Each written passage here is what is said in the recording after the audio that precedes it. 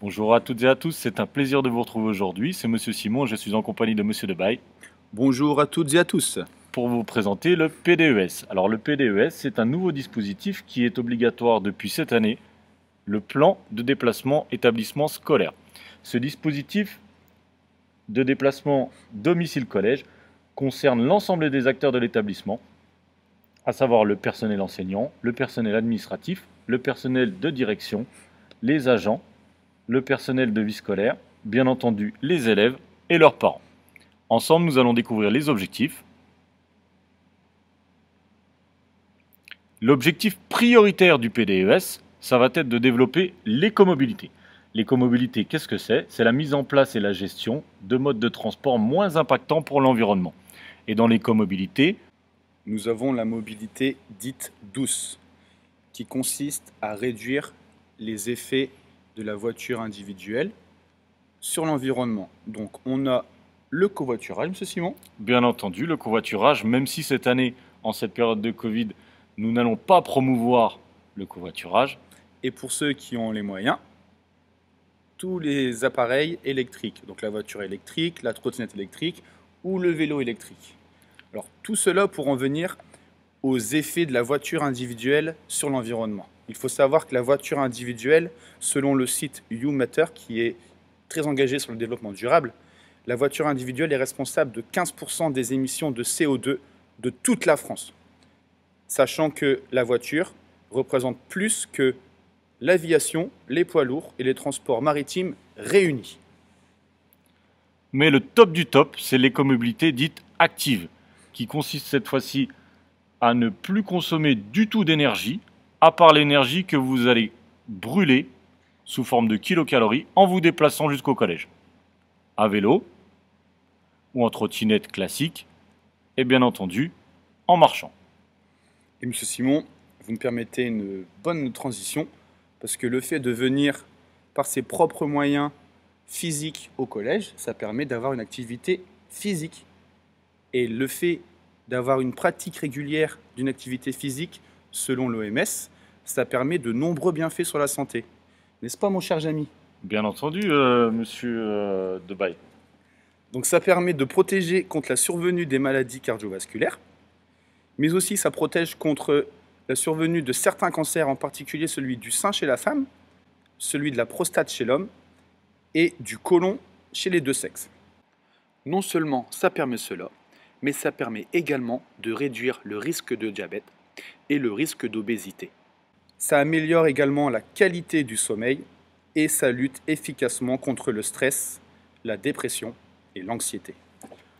On a donc un double bénéfice à venir au collège de manière active, un bénéfice collectif qui va permettre de réduire l'impact sur l'environnement et un bénéfice individuel pour notre propre santé. L'objectif secondaire du PDES, ça va être de favoriser la sécurité des déplacements jusqu'au collège, mais aussi la fluidité de ces déplacements. La première étape dans la mise en place d'un PDES, c'est d'établir un diagnostic, un véritable état des lieux, que nous allons réaliser sous forme d'une enquête afin de découvrir les modes de déplacement de tous les acteurs de l'établissement. Et c'est là que nous allons avoir besoin de vous, chers professeurs principaux. C'est que lors d'une heure de vie de classe, par exemple, vous présenterez ce PDES et vous allez avoir dans ce mail un lien vous présentant le questionnaire. Donc ça va prendre 10 à 15 minutes. Les élèves répondront à quelques questions. Et nous nous chargerons ensuite de récolter les données afin de réaliser une analyse statistique. Nous demanderons également à tous les acteurs du collège de remplir cette enquête, aussi bien au personnel enseignant qu'aux agents, qu'au personnel de direction, bref, à tout le monde. Et nous réaliserons également un reportage photo afin de mettre en avant les différents points sensibles autour du collège. La deuxième étape consistera à former et réunir un comité de pilotage qui va diriger le dispositif.